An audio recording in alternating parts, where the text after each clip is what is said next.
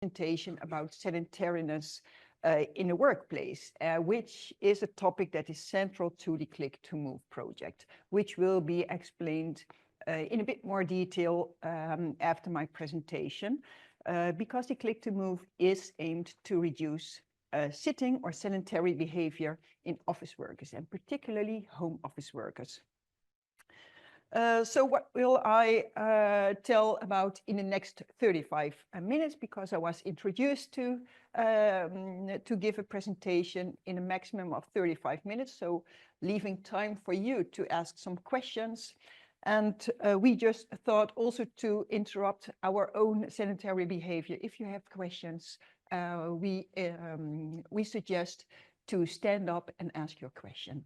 I will briefly give an introduction about sedentary behavior, what is meant by sedentary behavior. Then I will show some figures about the prevalence and trends of sedentary behavior in the population, in the European population, and where possible in a working population, because that's the main target population of the Click to Move project. Then I will discuss and present the evidence on the health effects of sedentary behavior, and particularly in working adults.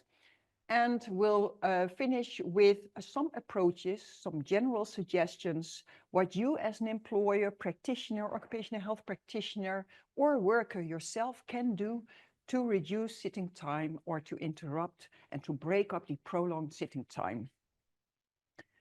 So, but before doing so, I was curious about what you think yourself about sedentary behavior.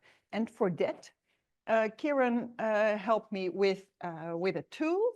And indeed, you can scan the QR code. And that brings you to the UVic app. And if it works all right, then you get this question. What do you think of when you think of sedentary behavior? Just fill in about a maximum of 3 words you think of when you think of sedentary behavior. Well, this is very clear because the sitting is very dominant, which you will see is indeed a behavior, a typical sedentary behavior. Computer working, I see very nicely, driving, sitting too much. Back pain and depression. I also see already some health effects associated with sedentary behavior. Being inside, yeah, good. Prolonged sitting as the central and sitting as the central places. Obesity. Well, thank you very much. I really like this. And I think, is there anyone in the audience who wants to explain or have a question about this word cloud or the word that has been filled in? No? Then we continue, but I really like it. And as you will see,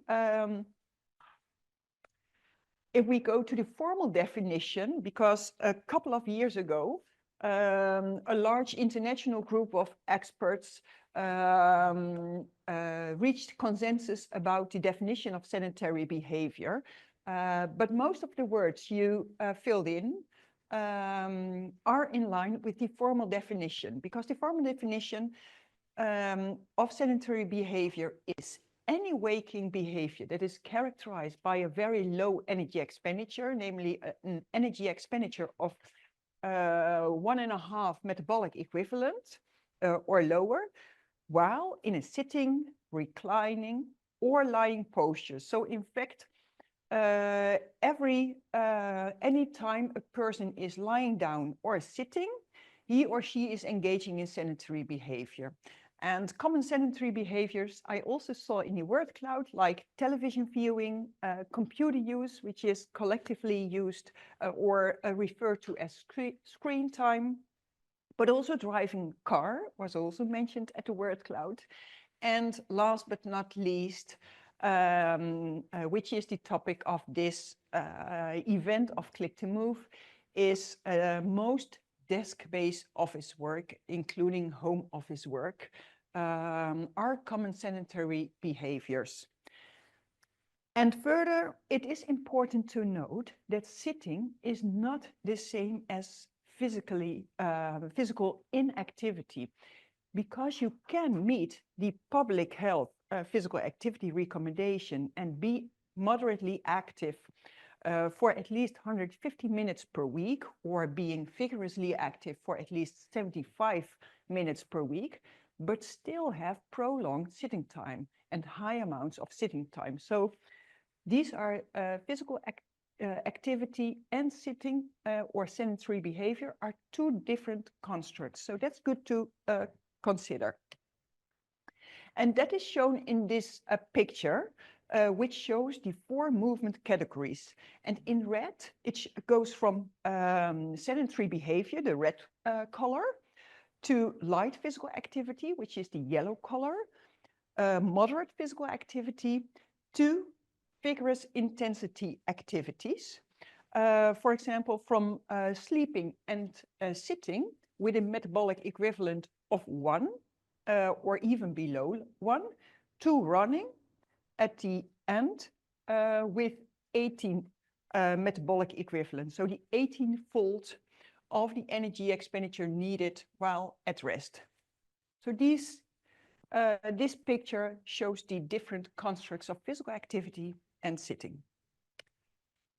So then again, I would like you to go to the Vivox app and think about your own sedentary behavior. How much time do you spend sitting on an average workday? And in answering this question, please include both the time during working hours, but also on this workday outside working hours. For example, while commuting or at a workday in leisure time. So how much time do you spend sitting on an average day? And there are 4 categories. Wow. Do I see it correctly that 3/4 of you is sitting for more than 7.5 hours on a workday? Yeah, so I assume most of you are office-based workers, sitting for a long time. So who wants to comment on it? Who has filled in, of course, one of you. You want to comment on it? You sit for more than 7.5 hours on a workday. Yeah. Yeah, so that's the total sitting time. Yeah. But is it also interrupted? Do you have breaks during this sitting, especially when you are working behind the desk? Okay, yeah. Okay, so be aware, because there will be some health risk associated with it, as you will see in a few minutes. So thanks a lot. And I think it confirms the high amounts of sitting in a population, and especially in office-based workers. So these are the figures from a European survey, a survey in the European Union member states from 2013, so more than 10 years ago. And it appeared that 39% of the population indicated to sit for more than 5.5 hours. But if we look to the proportion of who is sitting more than 7.5 hours, it's almost 1 in 5 reports to sit for more than 7.5 hours, and even 12%. But the participants of this event even more often sit for more than 8.5 hours. So I'm a bit worrying. So quite high proportions of persons, adults, being sedentary for a long time, for high amounts. And if you look to the differences between countries, you see indeed differences, with some countries doing relatively good, namely the coordinator, namely Spain, which is the coordinator of the Click to Move project. Spain has the lowest proportion of adults being sedentary for more than 7.5 hours. Also, Ireland is doing quite good with 10%. proportion, but to my own disappointment, the Netherlands, who is well known for its cycling behavior, has the highest proportion of adults sitting for more than 7.5 hours on a usual day. Namely, over 30% of the adults report to sit for more than 7.5 hours, which is really a lot. But that was in 2013. How are the figures currently? So these are the numbers for 2022, and not much has changed. Namely, still a large proportion of the adults report to sit for more than 7.5 hours or more than 8.5 hours per day. And if you look to the differences between countries, and it's a bit small, so I just made it a bit larger. There are still differences between countries, with Spain and Ireland still doing relatively good, with 6% and 9% of the population that reported to sit for more than 8.5 hours. But still the Netherlands has the highest proportion of this high amounts of sitting, namely 26% of the Dutch persons, Dutch adults, report to sit for more than 8.5 hours. So we as the Netherlands, the Dutch people, are champion in sitting. And being the champion in sitting, let's look when and where we sit. So this is based on data from the Netherlands, from a representative sample of the Dutch working population. And it appears that most of the time we are sitting on a workday is spent sitting while at work. And that can be explained because many work is being done behind a computer or in office, namely 4.5 hours per day spent sitting at work, and the remaining time is spent in leisure time, namely 3.4 hours per day. And also, you also mentioned it while commuting. For example, if you drive a car to go to home or to work. And further, almost half of the Dutch workers spend sitting for at least 6 hours at work. And I think this is also a bit comparable to your answers in the beginning. So it's not only valid for the Netherlands that people spend a lot sitting, but also worldwide, which is confirmed in a systematic review some years ago. They included 132 studies all over the world. And they could use data of more than 15,000 participants.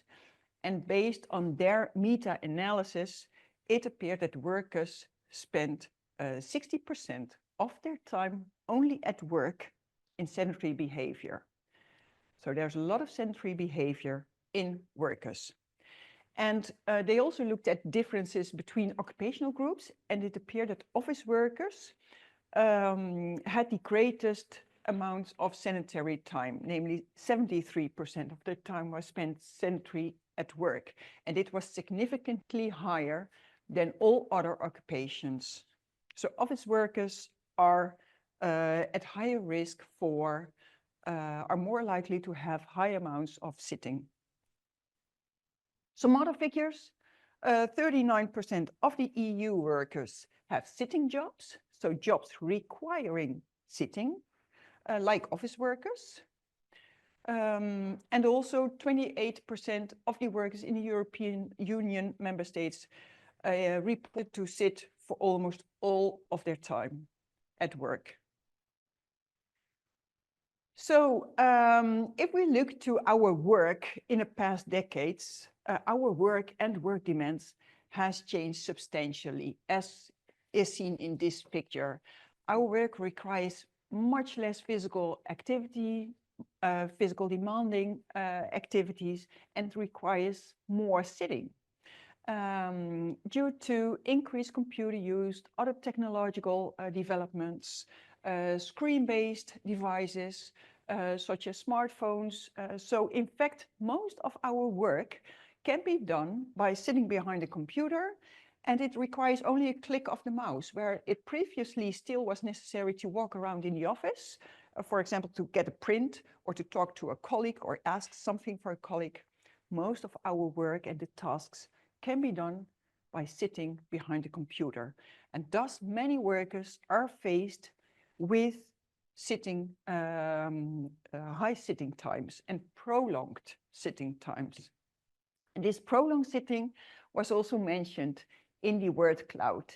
And by prolonged sitting, we mean being sedentary, uninterrupted for 2 hours or longer at a time, with 3 main characteristics, namely a seated body posture, low energy expenditure, and a static loading. So in the sitting in a position, physical exertion in the same position. And this prolonged sitting is being recognized as an important risk factor. And that was mentioned by enterprises, by representatives of enterprises, based on a survey of enterprises in 27 European Union member states. Enterprises indicated the main and the new potential risks. And it appeared that prolonged sitting was the second most frequently reported risk factor. So enterprises also are aware of the risk factor of this prolonged sitting time. So if we talk about risk factor, for what is it a risk factor? There is a large body of evidence that showed the health effects and the adverse health effects of prolonged sitting, namely an increased risk for cardiovascular disease, for type 2 diabetes, also for musculoskeletal health problems, and so on, even premature death. And now I will just show a few examples of the evidence of some studies and reviews that have shown the evidence on the adverse health effects, starting with sitting and cardiometabolic health outcomes. Based on a systematic review that was performed already a while ago, but it is still prevalent, it appeared that there was a 112% increased risk of diabetes. Of those who have the highest amounts of sedentary time compared to those with the least sedentary time, an even higher increased risk for cardiovascular events, and also a 90% increased risk for cardiovascular mortality. So these are really serious health effects of prolonged long sitting times. Then mental health. Here you see 2 studies which I selected. And you see at the left side, it was a study that examined the associations between overall sitting time as well as sitting time in different contexts with depression, anxiety, and stress. And first of all, they showed a significant association between overall sitting and depression and anxiety. But they also found that the time spent sitting while a computer, which is the case in most office work, that was significantly associated with more severe depression and more severe anxiety symptoms. And the other study at the right, that was based on a study from our Spain colleagues from the Click to Move. And based on that study, they found that in highly active employees, so even employees who had high levels of physical activity, it appeared that higher levels of sitting at the workplace and higher occupational sitting was associated with decreased mental well-being. So just these two studies confirm an adverse relation between sitting and mental health. That can also be concluded for musculoskeletal health problems, where this review confirmed and supported that a long sitting time, and especially workplace sitting, was associated with an increased risk in low back pain and neck shoulder pain. And if we talk about the effects of sitting on musculoskeletal health, I would like to briefly discuss the study we performed ourselves in the Netherlands, which was performed during the pandemic, where many people were working at home. We investigated whether working from home was associated with sitting, also whether working from home was associated with musculoskeletal health problems. And if those two were confirmed, it can be questions what the role of sitting time is in the effects on musculoskeletal health problems. So here you see the figure we studied. First, whether working from home was associated with sitting, with increased sitting, also whether working from home resulted in more musculoskeletal pain. And the most interesting part was whether this effect could be explained by the increased sitting.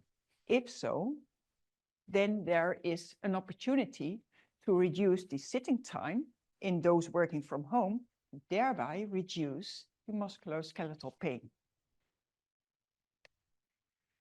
What we did, we used a very nice large and longitudinal data set. Here you see the period, etc. And I will immediately go to the results. And indeed, we found that both home workers and those who worked in combination between home and at location, they were more likely to sit for more time during the pandemic compared to location workers. So they had they were more likely to sit for 8 hours or more than location workers. And they also were more likely to have increased their sitting times.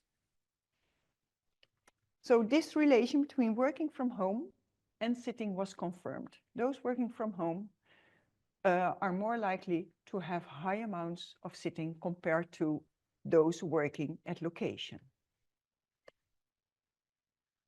Then we investigated the relation between working from home and musculoskeletal health. And indeed, we also confirmed, we found that those working from home had an increased risk for the presence of low back, upper back, and neck, shoulder, and arm pain. But not only they had a higher prevalence, but they also had more often severe pain in those regions. So that relation was also confirmed. And then it is the question whether the effect of working from home on musculoskeletal health problems can be explained by sitting. And for that, we performed mediation analysis, which is quite complex, so I will not go into detail of the statistical analysis, but take you immediately to the results. And we found indeed that sitting was a mediator in the relation between working from home and musculoskeletal pain.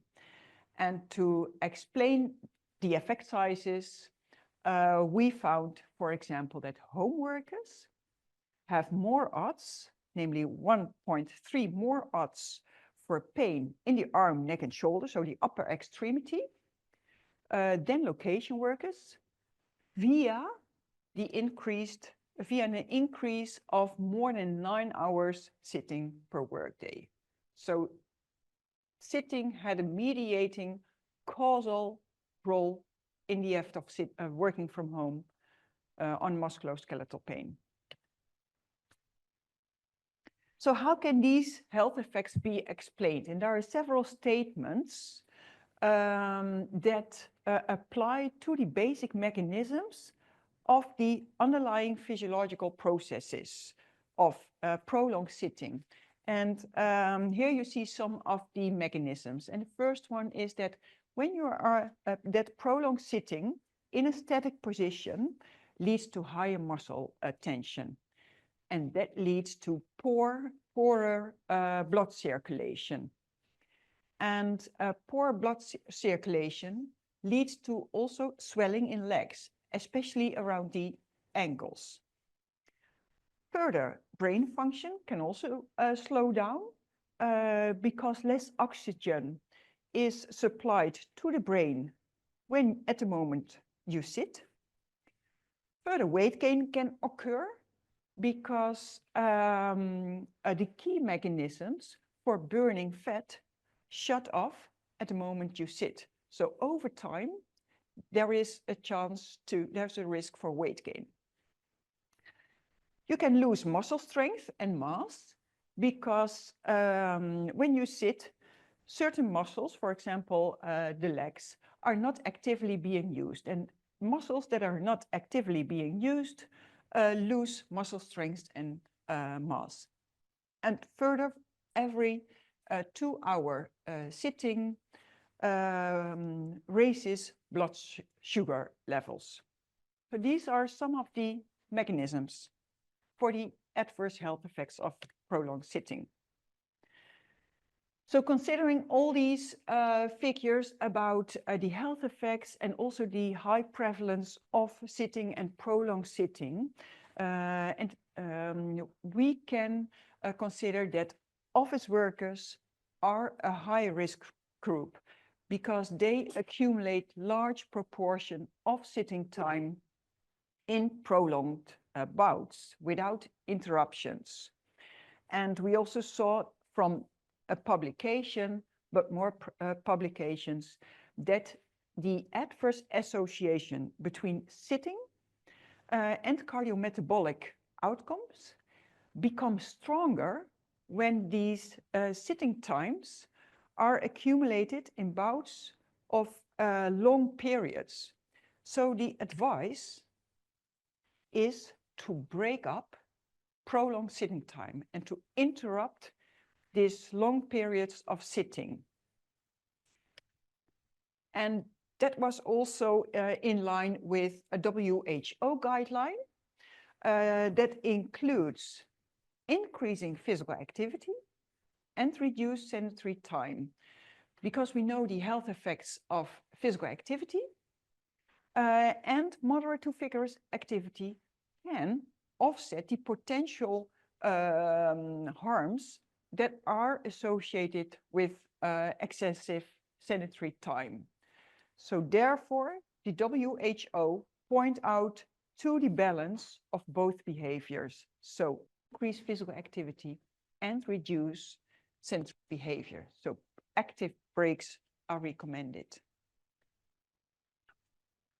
So what can you do? In the past, we have seen also in the literature more studies and more research to the effects of workplace interventions to reduce sedentary time. And most of those interventions incorporate strategies at the organizational level, the environmental level, and or the individual level. For example, interventions to have walking or standing meetings rather than sitting, or providing standing desk, which is an environmental level intervention. And there's no best intervention, there's no best level or strategy at one level, but the recommendation is to combine strategies at these different levels. So to apply kind of multi-component interventions. And that was also confirmed in a systematic review, which is shown here, a systematic review published in 2021, I thought, that summarized the evidence of workplace interventions to reduce sedentary time in white-collar workers. And overall, of all type of interventions, whatever strategy or level, they found a decrease of almost 40 minutes on an 8-hour workday. But if you look to the multi-component interventions, they were most effective. They showed the greatest decrease in sitting times, namely almost 1.5 hour reductions in sitting time on an 8-hour workday. So multi-component interventions that apply the combination of environmental and individual, or organizational and individual level, are more effective than single strategy interventions. And of course, the worker can do him or herself also something to reduce and break up the long sitting times, namely sometimes just to stand up. So if you have a question, please stand up. Just to move around in the office a bit more, to get a coffee, to go to a colleague rather than sending an email, and also doing some exercises, for example, to relieve your muscles. So, a lot of information, but to conclude, and some main messages for you to take you to home. Sedentary behavior at the workplace is highly prevalent. Adults and working adults spend a lot of time being sedentary, and especially office workers are at increased risk for adverse health effects. And fortunately, there are several interventions that have achieved these reductions in sitting time, especially multi-component interventions.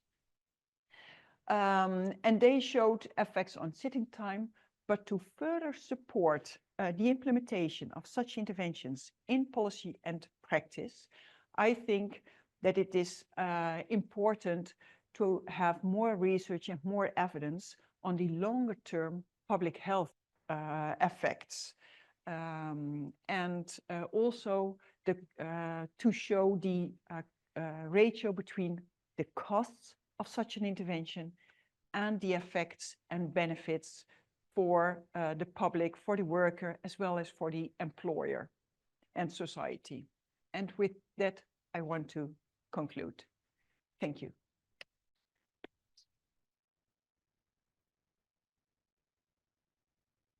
Thank you very much, Karin. Very informative. I'm going to lead off the question. You're not hearing me, but this is for the people at home. So I'm not going mad, but I'm going to lead off with the question. And please, for people after that, be ready to ask your questions. I'm sure you've got lots. My one is a bit unusual, I suppose, because I'm working in the area. I have a familiarity with it, but I'm assuming that a lot of people, and we've seen it in the discipline, that people will ask the question and says that sedentary behavior is just a lack of physical activity.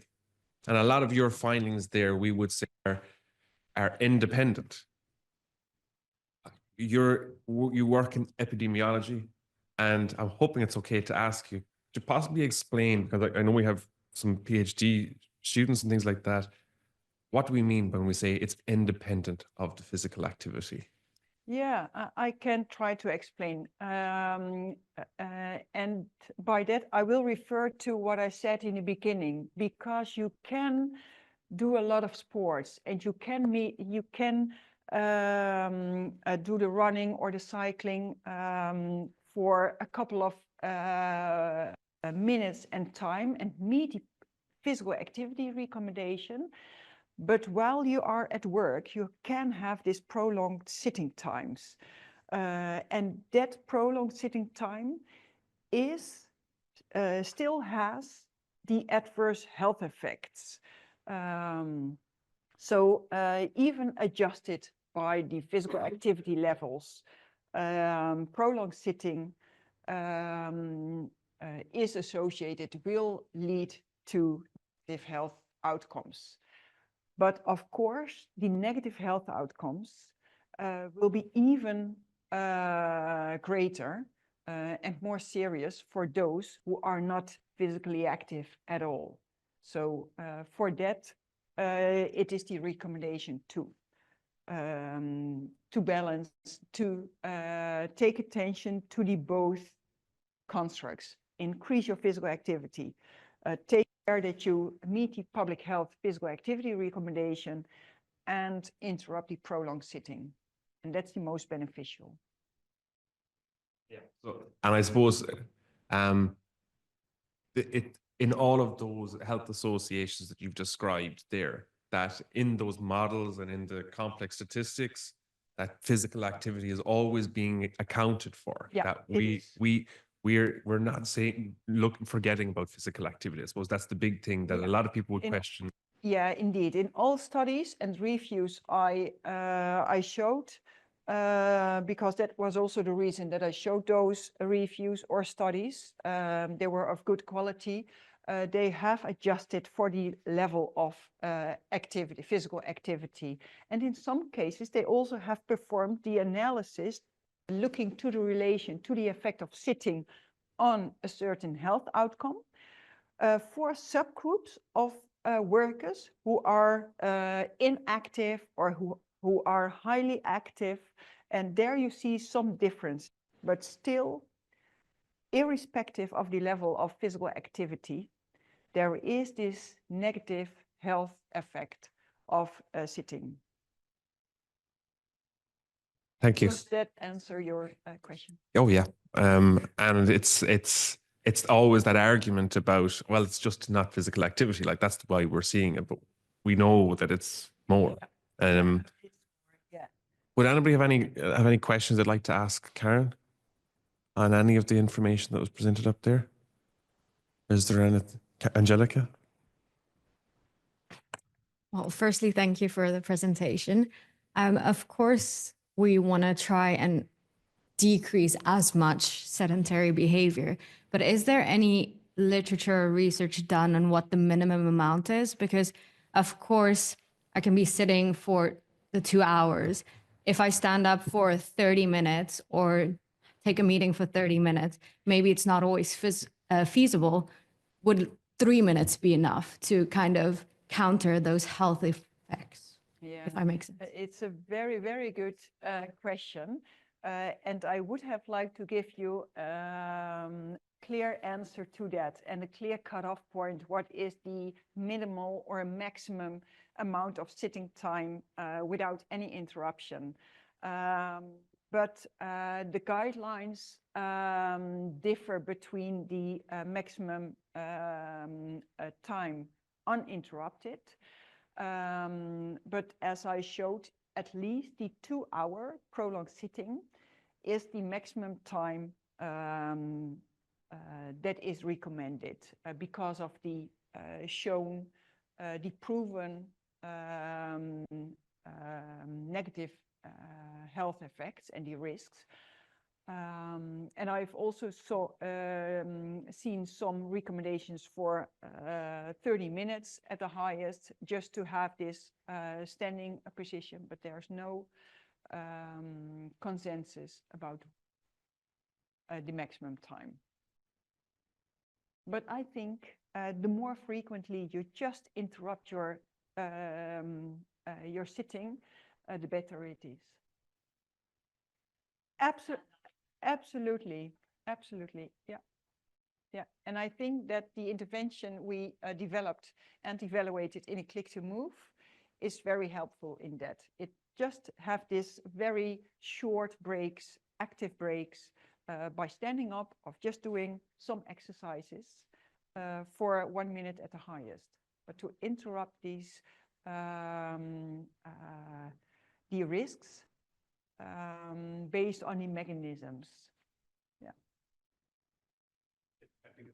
It's probably fair to say that we think we know a lot, but we have a lot of questions in terms of the discipline. And a lot of them likely come down to measurement that we have since this research has started. Well, not started, but really kicked in, that measurement has been a limitation, that questionnaires have their inherent limitations, and the things like Click to Move, and as we become better at measuring we should be able to give better estimates than what we currently can in terms of duration. I think that's Absolutely agree with that. And there are a lot of technological devices that can be applied, but whether it can be applied in a population is still a question, and also the question whether it is highly valid. So there's some work to do. Yeah.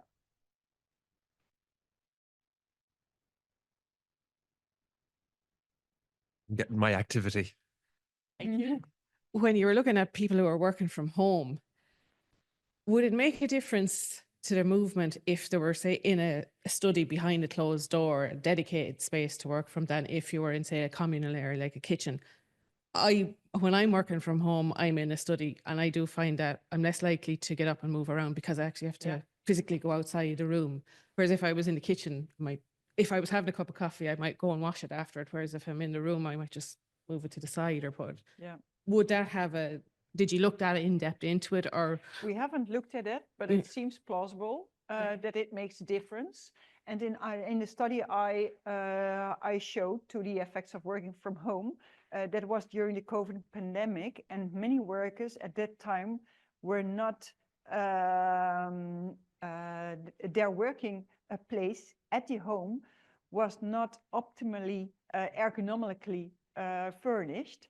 So that may also explain the physical pain, the musculoskeletal pain. But still, yeah, also the role of the sitting time partly explains the musculoskeletal pain.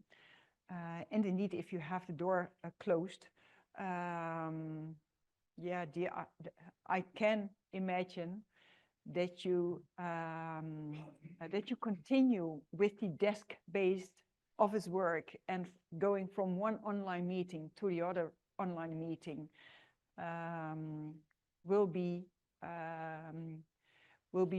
easier than when you are in an open space and take a coffee or walk around. Yeah, but we haven't looked at that, so yeah, but good point. Yeah.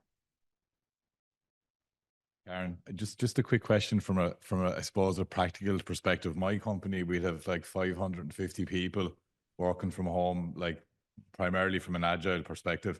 I'm just wondering, does the research factor in whether the actual workstation has been assessed so that the user is comfortable?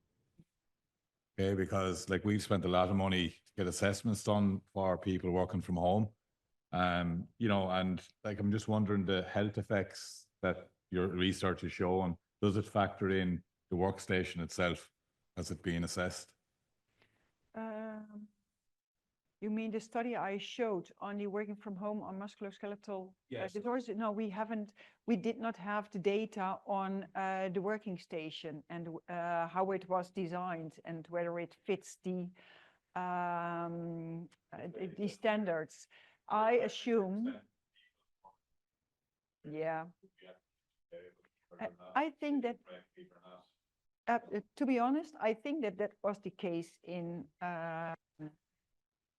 yeah, but still looking at the evidence, not from working from home, but in office workers and workplace sitting on musculoskeletal health, I assume that most workplaces in an office at location on site is better ergonomically furnished than a kitchen table. Yeah, because there are some standards and norms, and from those studies there is evidence for the increased physical pain. From COVID, where there was a big transition to ergonomic assessments at home, could provide that evidence, but the majority of location-based are ergonomically assessed, and the data persists. It's the excessive sitting time that may be available at home that may increase the risk of musculoskeletal pain at home, I suppose. But we have a kind of just by chance, potentially a really nice way of evaluating that from COVID data, if we can get it. Clouds and silver linings for researchers, you know. Yeah.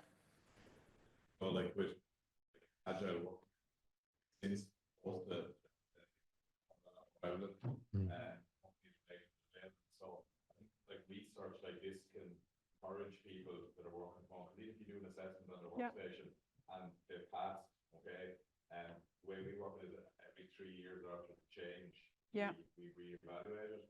But if people can see data like this about what the actual impacts are by not doing it correctly, Absolutely. Yeah. Yeah. it could have a huge impact on workforce. Yeah. You want to? Yeah, and we can't give away all of our secrets yet, because the things that are coming up soon will support an awful lot about all of this as well. So I'm just conscious of that. Yeah, thank you. I just wanted really to remark on the observation you were making. What you're describing is excellent practice. It's exactly what all employers should be doing with home workers. So appropriate risk assessment of the workstation ergonomics. The issue is that, and that will, I think that will help to mediate some of the MSKs, particularly the upper body issues, but it doesn't deal with sedentary behavior, which is the thing. So the add-on to that is to include the level of physical activity and breaks and so forth, making sure they're happening within the risk assessment. But what you're doing is exemplar, and unfortunately, that isn't what's happening generally. Certainly not where I'm from in the UK, and I'm assuming that that's the same here in Ireland. But well done.